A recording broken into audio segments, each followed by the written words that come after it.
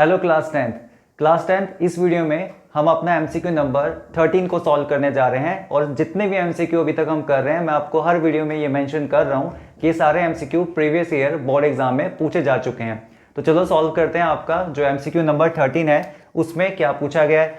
तो MCQ number 13 है कि if alpha beta are the zeros of a polynomial p x की square plus x minus one, then 1 upon alpha plus में 1 upon beta equal to, यानी कि अगर आपको क्या कह रहा है कि अल्फा बीटा जो है वो जीरोज हैं किसके, ये पॉलिनोमियल के, तो यहाँ पर 1 upon alpha plus 1 upon beta की वैल्यू क्या होगी। आपके पास चार ऑप्शन है, इसको सॉल्व करते हैं। तो देखो सबसे पहले जो हमें निकालना है 1 अपॉन अल्फा और 1 अपॉन बीटा, अगर हम इसको सिंप्लीफाई करें तो आप देखेंगे कि जब मैं इसको एलसीएम लेता हूँ तो नीचे क्या आएगा आपका अल्फा बीटा 1 से मल्टीप्लाई होगा तो ऊपर आएगा बीटा, अल्फा 1 से मल्टीप्लाई होगा तो आपका कितना आएगा अल्फा। तो आपके पास कुछ ऐसा आएगा। आप इसको थोड़ा सीधा कर सकते हैं, यानी कि अल्फा प्लस बीटा अपॉन में अल्फा बीटा। सो क्लास 10 इसको सिंप्लीफाई करने के बाद आपको एक चीज़ क्लियर दिख रही है कि हमें यहाँ पर क्या फाइंड आउट करना है, सम ऑफ जीरो यानी कि अल्फा प्लस बीटा और प्रोडक्ट ऑफ जीरो यानी कि अल्फा बीटा।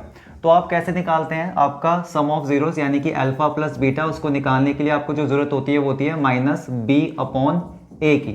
अब ये कहाँ से आएगा, अगर आप देखो तो वहाँ पे आपको क्या कहते हैं क्वाड्रेटिक पॉलिनोमियल दे रखा हुआ है, और जो किस फॉर्म में होता है ए एक्स की स्क्वायर प्लस में बी एक्स प्लस में सी इक्वल जीरो की फॉर्म में होता है। तो यहाँ पे आपका जो बी होता है वो एक्स का कॉफिशिएंट होता है। यहाँ पे एक्स का कॉफिशिएंट क्या है, अगर आपको यहाँ पे कुछ मल्टीप्लाई साथ में नहीं दिख रहा है तो दैट मीन्स वो क्या लिया जाएगा, 1 लिया जाएगा, करेक्ट। तो यहाँ पर आपका जो b है उसकी वैल्यू क्या है 1, और यहाँ पे जो a आपको यहाँ पे निकालना है, मतलब यहाँ पे पुट करना है, वो x की स्क्वायर का कॉफिशिएंट होता है। यहाँ पे भी x की स्क्वायर का कॉफिशिएंट क्या है 1 है। एक चीज ध्यान रखना बच्चों, यहाँ पे ये जीरो नहीं होगा, क्योंकि अगर आप देखिए कि अगर x की स्क्वायर जीरो से मल्टीप्लाई होता तो आपकी जो पूरी वैल्यू है वो जीरो होती, यानी कि आपको यहाँ पे x की स्क्वायर दिखता ही नहीं, करेक्ट। क्योंकि यहाँ पर वो किससे मल्टीप्लाई है 1 से, तभी उसकी वैल्यू क्या आ सकती है x की स्क्वायर आ सकती है, ठीक है। तो यहाँ पर जो x की स्क्वायर का कॉफिशिएंट है यानी a की वैल्यू वो भी कितनी दे रखी है 1, करेक्ट। इसको सॉल्व करेंगे तो आपका आंसर क्या आएगा माइनस का 1। अब हम हमारे पास जो है कि कहते हैं वो सम ऑफ जीरो आ गया, यानी कि अल्फा प्लस बीटा आ गया।